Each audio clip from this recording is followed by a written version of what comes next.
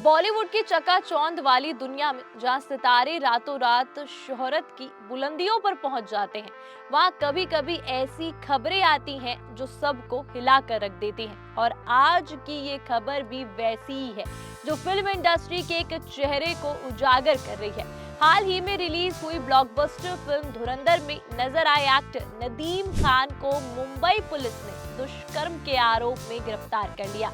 आरोप है कि उन्होंने शादी का झूठा वादा करके अपनी घरेलू नौकरानी का 10 साल तक रेप किया। ये खबर सुनकर फैंस हैरान है। इंडस्ट्री में हड़कंप मचाया और हर कोई पूछ रहा है कि आखिर ये सितारा इतना नीचे कैसे गिर गया। 41 साल की उस महिला की शिकायत ने नदीम की जिंदगी को उलट पुलट करके रख दिया। तो चलिए इस पूरी स्टोरी को शुरू से जानते हैं कि क्या है माजरा, कैसी हुई गिरफ्तारी, कौन है नदीम और उनकी फिल्म धुरंधर में क्या कहानी है।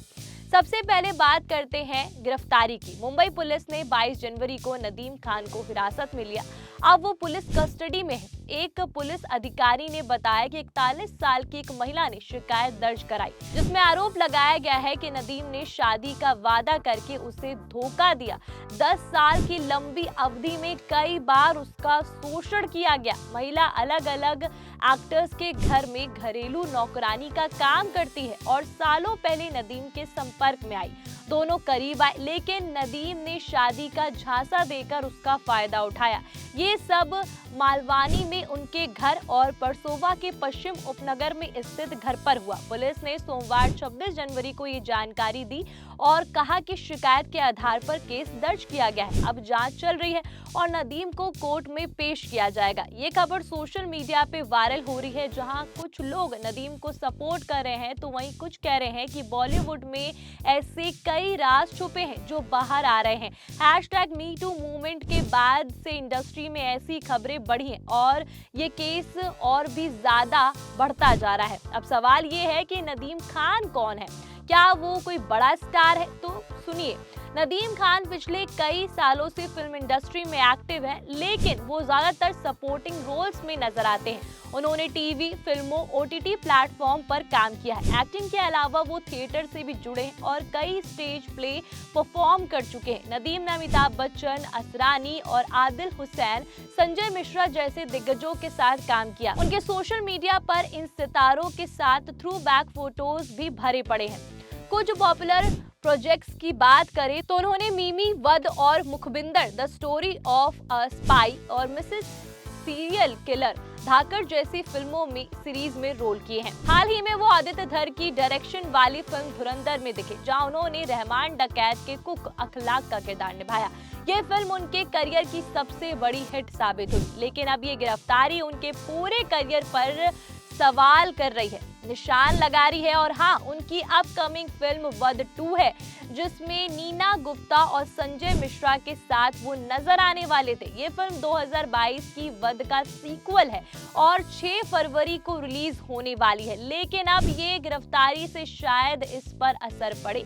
इंडस्ट्री में चर्चा है कि क्या प्रोड्यूसर्स अब इन्हें कास्ट करेंगे या नहीं। अब बात करते हैं उस फिल्म धुरंधर की जो नदीम के लिए टर्निंग पॉइंट साबित हुई, लेकिन अब ये गिरफ्तारी से वो भी सुर्खियों में आ गई है।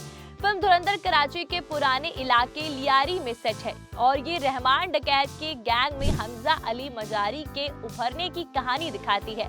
ये सिर्फ अपराध की स्टोरी नहीं है, बल्कि दोस्ती, दुश्मनी और रिश्तों पर भी फोकस करती है। फिल्म की शुरुआती धमाकेदार कराची में एक भव्य शादी के दौरान अचानक गोलियों की बौछार शुरू हो जाती है। एक तरफ बलूच गैंग और दूसरी तरफ पठान गैंग, दोनों एक दूसरे पर गोली चलाते हैं और बैकग्राउंड में बजता है रब्बा हो गाना, जो 1981 की फिल्म अरमान का गोवा कार्निवल बेस्ड सॉन्ग है। लेकिन यहाँ इसको एक हिंसक अंदाज में पेश किया गया है और यहीं से पता चलता है कि धुरंधर कोई आम फिल्म नहीं, बल्कि एक नया जॉनर और गैंगस्टर म्यूजिकल है। अगर राम गोपाल वर्मा की सत्या को कराची में रख दिया जाए और उसमें हटके म्यूजिक जोड़ दिया जाए तो वैसे ही फिल्म बनती है धुरंधर।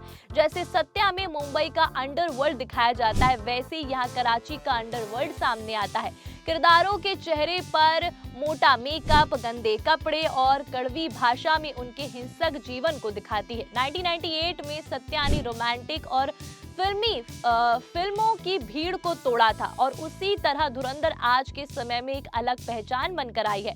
फिल्म ने भारतीय बॉक्स ऑफिस पर 483 करोड़ रुपए की कमाई की, जो इस साल की सबसे बड़ी हिट्स में से एक मानी जा रही है। राम गोपाल वर्मा ने इसे भारतीय सिनेमा की क्वांटम लीप बताया है और डायरेक्टर आदित्य धर कहते हैं कि पहली बार लगा कि उनके काम को सही समझा गया। फिल्म की सक्सेस का राज उसकी मजबूत कहानी, ना सिर्फ राजनीतिक मैसेज है। भारत और पाकिस्तान का रिलेशन, खुफिया एजेंसियों की राइवलरी और बलूचिस्तान का इशू, ये सब बैकग्राउंड में, लेकिन लोगों ने इसे एंटरटेनमेंट के लिए पसंद किया। फिल्म में हीरो से ज्यादा विलन की चर्चा हो रही है। अक्षय खन्ना ने रहमान डकैत उर्फ शेर ए बलूच का रोल किया और राकेश बेदी लियारी के चालाक नेता जमाल जलाली बने। दोनों को जबरदस्त तारीफ मिली। म्यूजिक भी फिल्म की सबसे बड़ी स्ट्रेंथ है। शाश्वत सचदेव के संगीत में दिलजीत दोसांझ और हनुमान काइंड जैसे ग्लोबल आर्टिस्ट हैं।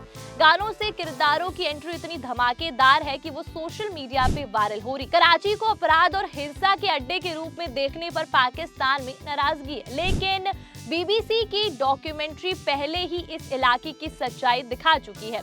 फिल्म राष्ट्रवाद सोच से इंस्पायर्ड है, लेकिन हाल ही में कई राजनीतिक फिल्मों की तरह सिर्फ नारेबाजी नहीं है। ये कामयाब हुई क्योंकि कहानी दमदार है, प्रस्तुति प्रभावशाली है और म्यूजिक जबरदस्त है। फिल्म को चैप्टर्स में बांटा गया है और ओटीटी वाली जनरेशन को पसंद आता है। हिंसा भी खुलकर दिखाई गई है, जिसे आज का दर्शक एक्सेप्ट करता है। धुरंधर और साल की दूसरी हिट सैयारा में एक बात बड़ी कॉमन है, दोनों को बिना ज्यादा प्रमोशन के दर्शकों ने खुद खोजा है।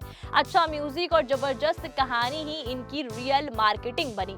ये फिल्म ये सवाल भी उठाती है कि क्या फिल्मों का ज्यादा प्रमोशन हिंदी सिनेमा को नुकसान पहुंचा रहा है। शायद अब फिल्म मेकर्स को बेचने से ज्यादा कहानी पर फोकस करना चाहिए। तो दोस्तों, ये थी नदीम खान की गिरफ्तारी की पूरी स्टोरी, जो धुरंधर जैसी हिट फिल्म के साथ जुड़ी है। क्या ये आरोप साबित होंगे या नदीम निर्दोष निकलेंगे, ये जांच बताएगी। लेकिन ये केस बॉलीवुड के उस साइड को दिखाता है जहां पावर और पैसा कभी कभी गलत रास्ते पर ले जाता है। आप क्या सोचते हैं इस बारे में कमेंट करके जरूर बताइएगा और ऐसी ही बॉलीवुड की तमाम खबरों के लिए बनी रहिए सिंह राठौर के साथ। वीडियो को लाइक, शेयर और सब्सक्राइब करना मत भूलिएगा। Thank you.